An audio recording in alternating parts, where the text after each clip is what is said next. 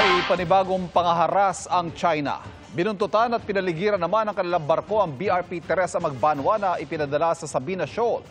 Pinaringgan naman ng Defense Minister ng China ang isang bansang anyay sumira sa pangako at kasunduan kaugnay sa katatagan sa South China Sea. At yan ang tinutukan ni Mav Gonzalez.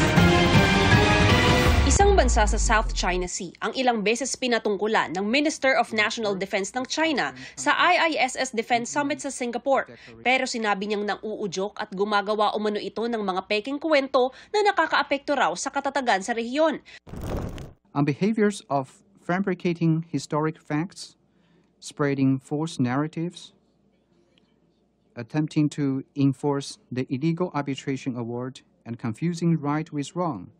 A certain country, emboldened by outside powers, have broken bilateral agreements and its own promises, made premeditated provocations, and created false scenario to mislead the public.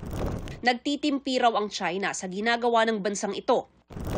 China has exercised a great restraint in the face of such infringements and provocations. But there is a limit to our restraint. We hope this country could see where its true interests lie, return to the right track of dialogue and consultation. Giit pa niya, kaya raw ng mga bansa sa Asia-Pacific region na resolbahin ang mga problema natin at handang makipagtulungan ang China. Walang pinangalan ng bansa si Admiral Dong Jun. Pero mainit ngayon ang hidwaan ng China at Pilipinas sa mga teritoryo sa West Philippine Sea. Hindi kinikilala ng China ang 2016 arbitral ruling na nagpapawalang bisa sa 9-dash line claim ng China sa halos buong South China Sea. Ilang beses nang hinaras ng China ang mga barko ng Pilipinas sa loob ng ating exclusive economic zone.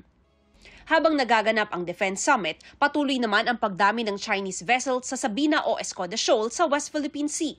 Sa monitoring ng Sea Light, may isang China Coast Guard at 2 Chinese Maritime Militia vessel na pumapaikot sa BRP Teresa Magbanwa ng Philippine Coast Guard. Sa mga nagdaang araw, mas lumapit pa raw ang Chinese vessels.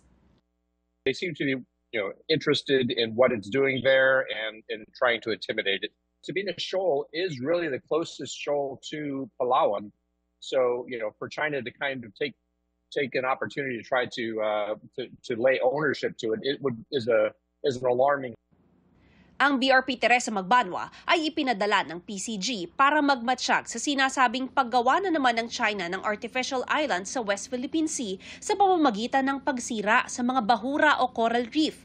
Para kay Sea Light Director Ray Powell, magandang hakbang na madestino roon ng barko, lalo't dumarami ang mga barko ng China sa Sabina Shoal. Recently, the Philippines was investigating Sabina Shoal and believes that it has found some coral that appears to have been dumped there as perhaps a prelude to some early island building kind of activity. I don't know if that's true, but whatever it is that they're up to, they clearly don't like the idea that Teresa Magbanwa is there watching them. Para sa GMA Integrated News, Mav Gonzalez, Nakatutok, 24 Oras. Mga kapuso, patuloy na tumutok sa mga balita. Mag-subscribe sa GMA Integrated News sa YouTube.